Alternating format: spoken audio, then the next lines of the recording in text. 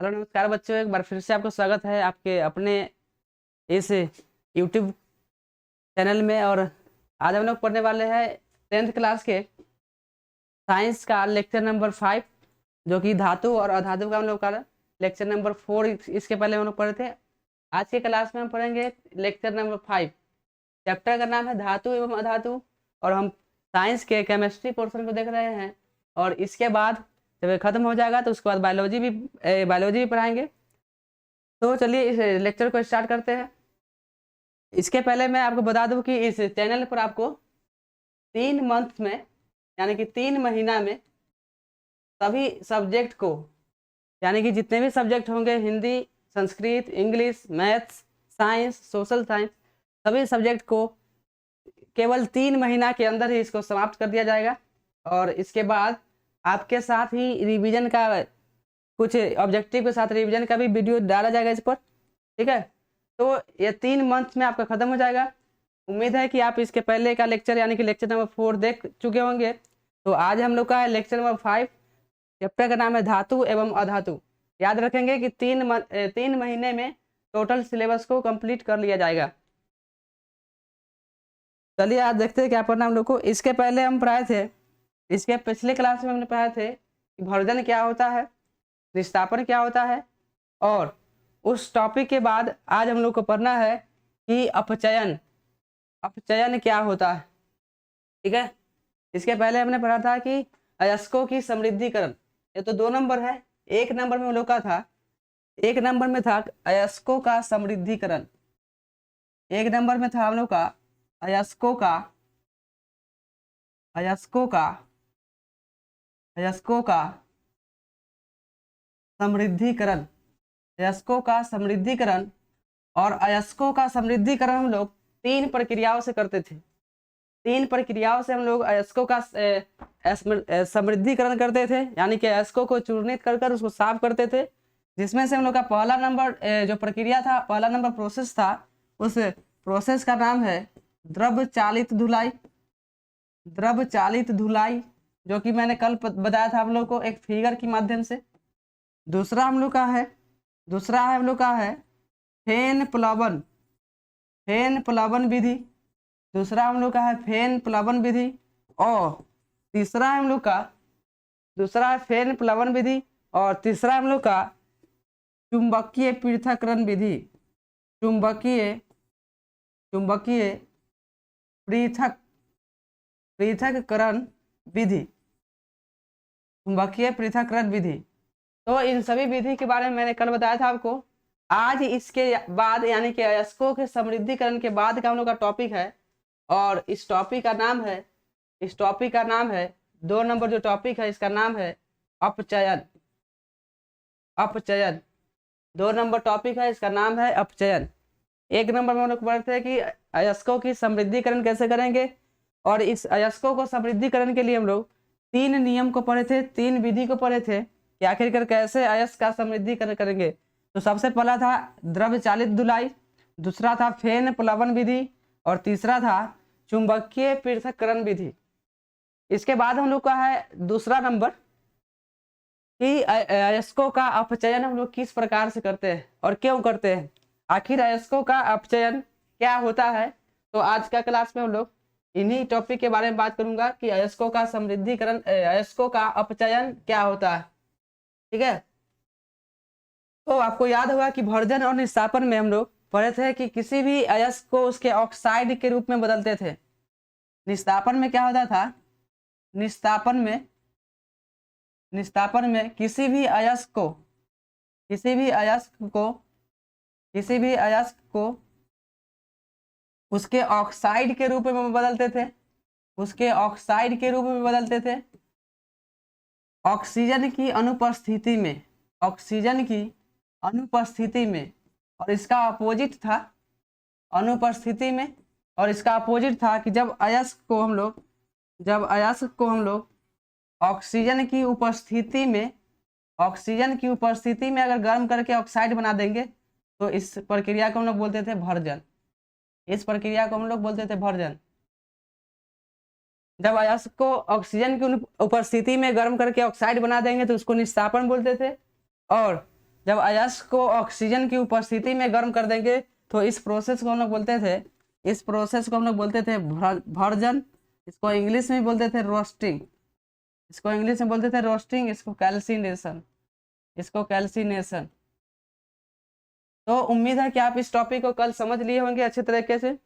दोनों में देखने वाली बात क्या है कि दोनों में ऑक्सीजन की अनुपस्थिति हो या उपस्थिति हो, दोनों में हम लोग का ऑक्साइड ही बनता था, दोनों में ऑक्साइड बनता था। धातु के अयस्क जो था उसका दोनों में ऑक्साइड बनता था। अब इस ऑक्साइड से हमको धातु प्राप्त करने के लिए कुछ ना कुछ करना पड़ेगा, ठीक है। तो इसी प्रक्रिया को जब ऑक्साइड से हम धातु प्राप्त करेंगे, इसी प्रक्रिया को हम लोग अपचयन कहते हैं, इसी प्रक्रिया को हम लोग अपचयन कहते हैं। यहाँ पर डिफिनेशन समझिएगा आप ध्यान से। जब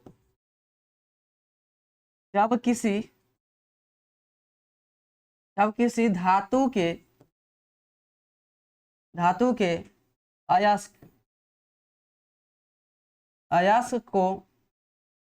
अयस्क को ऑक्साइड से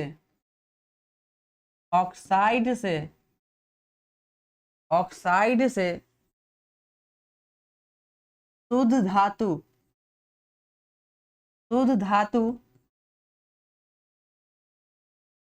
प्राप्त किया जाता है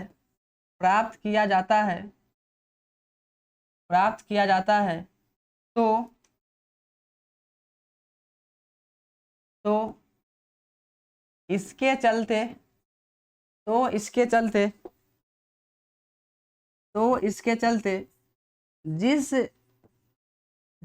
प्रक्रिया का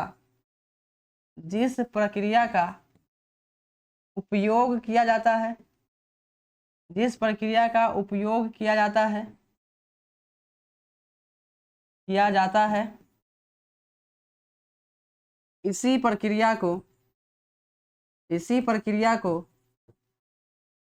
इसी प्रक्रिया को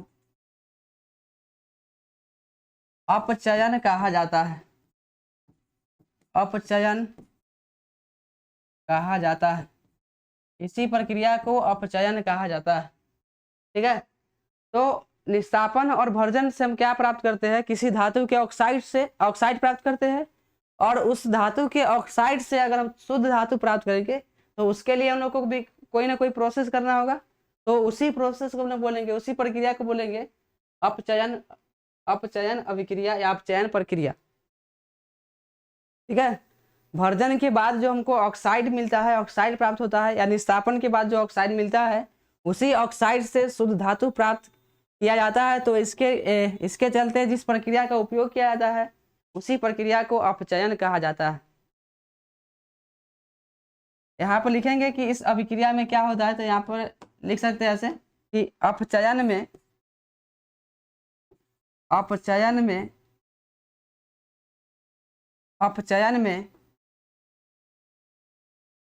धातु के अयस्क को ऑक्साइड से अलग कर दिया जाता है, अलग कर दिया जाता है, ठीक है, अलग कर दिया जाता है। इस विधि में धातु के ऑक्साइड से या अयस्क के ऑक्साइड को ऑक्साइड से अलग कर दिया जाता है, ठीक है। तो इसी को हम लोग बोलते थे अपचयन। अब इसके बाद का हम लोग का टॉपिक है आगे का, इसके बाद का टॉपिक है हम लोग का अपचयन के बाद का हम लोग का तीसरा नंबर टॉपिक है धातु का परिष्करण, या इसी को हम लोग बोल देंगे धातु का शुद्धिकरण,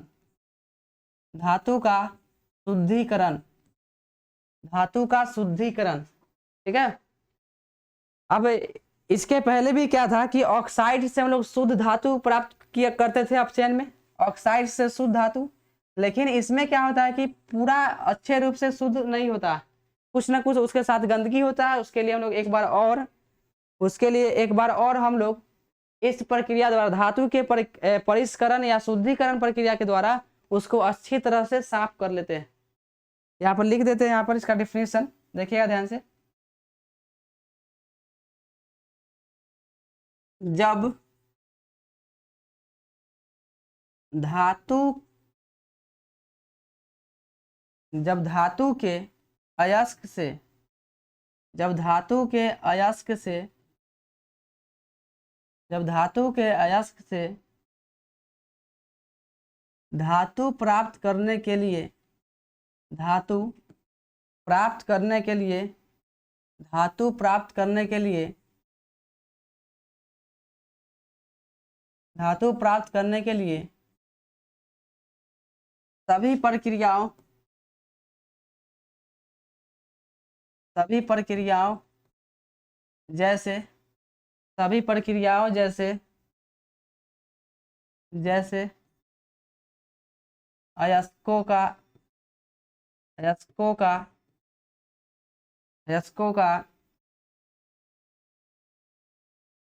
समृद्धीकरण अयस्कों का समृद्धीकरण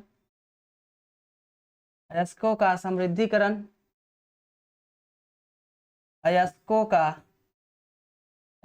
का अपचयन अयस्कों का अपचयन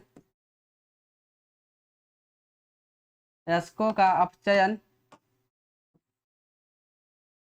कर लेने के बाद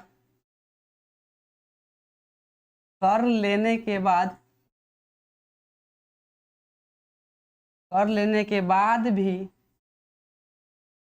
धातु के साथ कुछ न कुछ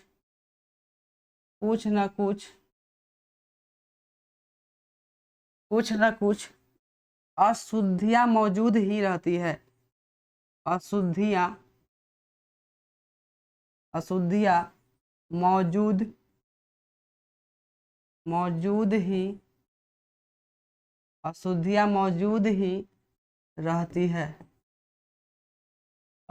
मौजूद ही रहती है धातु को उसके अयस्क के साफ करने के लिए हम लोग बहुत सारे प्रोसेस करते हैं, बहुत सारा प्रक्रिया करते हैं, लेकिन फिर भी उस धातु को साफ हो जाने के बाद भी उसके साथ कुछ न कुछ गंदगी होगा, उसके साथ कुछ न कुछ अशुद्धि होगा। तो लास्ट में रिफाइनिंग के तौर पर, इसको हम लोग इंग्लिश में रिफाइनिंग भी कर सकते हैं, शुद्धिकरण को।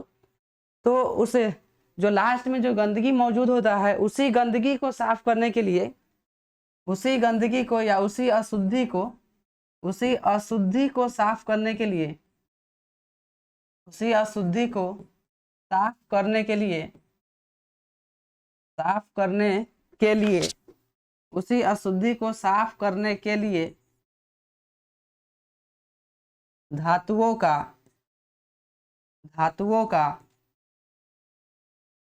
का परिष्करण किया जाता है, परिष्करण या शुद्धिकरण किया जाता है, या शुद्धिकरण किया जाता है, शुद्धिकरण किया जाता है। ठीक है।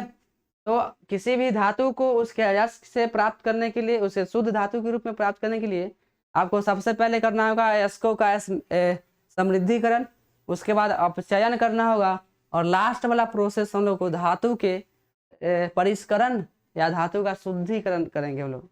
धातु का शुद्धिकरण क्या होता है कि धातु के अयस्क से उसको धातु प्राप्त करने के लिए बहुत सारा प्रोसेस करने के बाद भी उसके साथ कुछ न कुछ अशुद्धियां मौजूद होती है, इन्हीं अशुद्धि को साफ करने के लिए हम लोग धातु का परिष्करण या धातु का शुद्धिकरण करते हैं। ठीक है, धातु का परिष्करण या धातु का शुद्धिकरण कहते हैं। तो आप समझ पा रहे होंगे शुद्धिकरण क्या होता है। अब हम लोग अपचयन और शुद्धिकरण के बाद पढ़ेंगे कुछ प्रमुख धातुओं का अध्ययन। इस टॉपिक के पहले मैं बता दूं कि वैसा धातु जिसका यहाँ पर अध्ययन करना, जैसे एल्युमिनियम, ठीक है, जैसे एल्युमिनियम, लोहा, सोडियम, कॉपर और जिंक, यह सब का अयस्क क्या होता है, तभी तो हम लोग प्राप्त कर पाएंगे। किसी भी धातु को प्राप्त करने के लिए सबसे पहले जरूरी होता है कि उसका अयस्क क्या है, किस अयस्क से प्राप्त करेंगे। तो एल्युमिनियम का अयस्क के बारे में बताएंगे अभी। लोहा के बताएंगे, उसके बाद सोडियम का बताएंगे, उसके बाद कॉपर का बताएंगे, उसके बाद जिंक का बताएंगे। तो इसके लिए हम लोग एक कॉलम बनाएंगे, बॉक्स। इसके लिए हम लोग एक बॉक्स बनाएंगे। यहाँ पर एक तरफ लिखेंगे धातु का नाम, एक तरफ धातु का नाम, एक तरफ लिखेंगे धातु का नाम, और दूसरे तरफ लिखना है हम लोग को, दूसरे कॉलम में धातु का अयस्क, धातु का अयस्क, धातु का अयस्क लिखना दूसरे में। और उसके बाद हम लोग को एक इसमें भी लिख सकते हैं इसका परमाणु संख्या, धातु का परमाणु संख्या। एक में उसका अयस्क लिखेंगे, दूसरा में उसका परमाणु संख्या लिखेंगे। ठीक है, तो इसमें हम लोग सबसे पहले देखेंगे लोहा के अयस्क के बारे में। इसमें सबसे पहले हम लोग देखेंगे कि लोहा का कौन कौन अयस्क होता है, लोहा का कौन कौन अयस्क होता है। इस टॉपिक के बारे में हम लोग सबसे पहले पढ़ेंगे कि आखिर लोहा के कौन कौन से अयस्क है। ठीक है, तो एक नंबर यहाँ पर लिख लेंगे लोहा।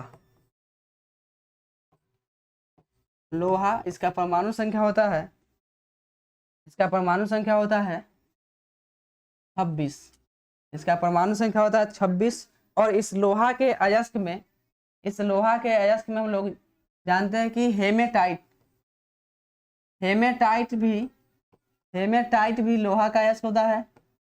Magnetite, magnetite, magnetite, iron, iron pyrite, iron pyrite, और इसके बाद आयरन पाइराइट, सीडेराइट, सीडेराइट,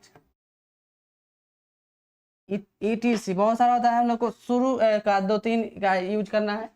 लोहा के अयस्क है hematite, magnetite, siderite, iron pyrite.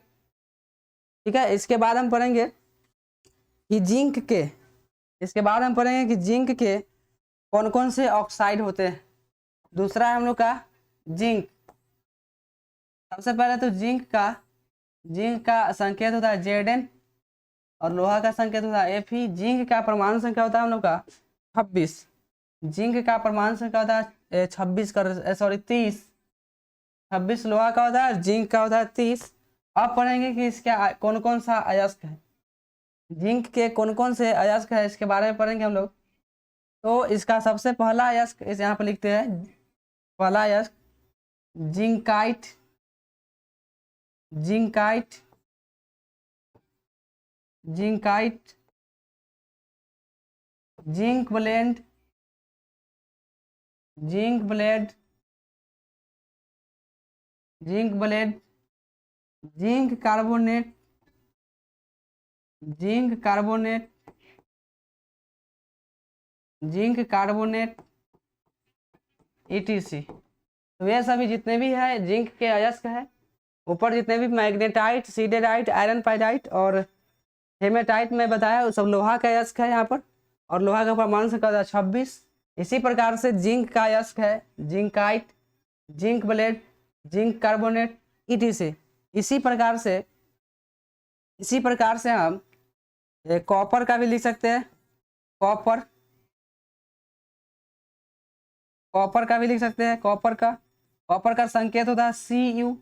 और इसका सबसे जो इम्पोर्टेंट अयस्क है, इसके बारे में ऑब्जेक्टिव में कई बार पूछा गया है कि कॉपर का अयस्क कौन है। तो ये पहले यही देगा कि कॉपर पाइराइट, कॉपर पाइराइट किसका अयस्क है, कॉपर पाइराइट किसका अयस्क है। तो आप यहाँ पर देख लेंगे कि धातु का नाम है कॉपर है, और इसका अयस्क यानी कि कॉपर पाइराइट कॉपर का अयस्क है। इसी प्रकार से एक दूसरा इसका होता है क्यूपराइट, क्यूपराइट भी कॉपर का अयस्क है। ठीक है, कॉपर सल्फेट, कॉपर सल्फेट भी कॉपर का अयस्क है। ईटीसी बहुत सारे होते हैं ऐसे, जिसका हम लोग को यूज पड़ेगा उसको लिखेंगे। और कॉपर का जो संकेत होता है, कॉपर का कॉपर का परमाणु संख्या आपका होता है 28। ठीक है, कॉपर की परमाणु संख्या होता है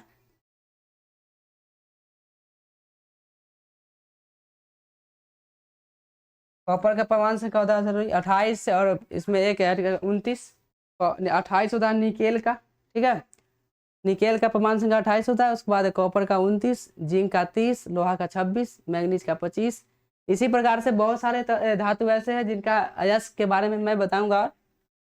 तब तक आप इस लोहा के अयस्क, आप लोहा के अयस्क और इसके बाद जिंक का अयस्क, कॉपर का अयस्क, उसके बाद सोडियम का अयस्क, इन सभी अयस्कों को आप एक बार देख लेंगे ताकि आगे की क्लास जब मैं इसके निष्कर्षण पढ़ाऊंगा कि एल्युमिनियम का निष्कर्षण करें, एल्युमिनियम का निष्कर्षण, तो उसमें आपको दिक्कत ना हो, ठीक है।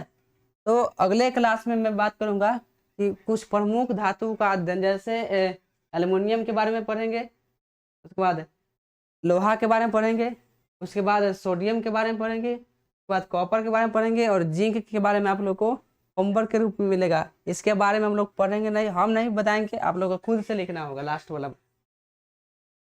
ठीक है। उसके बाद हम लोग को पढ़ना है मिश्र धातु क्या होता है, इसके बाद संक्षारण क्या होता है, उसके बाद संक्षारण से बचाव क्या है, उसके बाद हम लोग का टॉपिक जो है, उसके बाद चैप्टर खत्म हो जाएगा।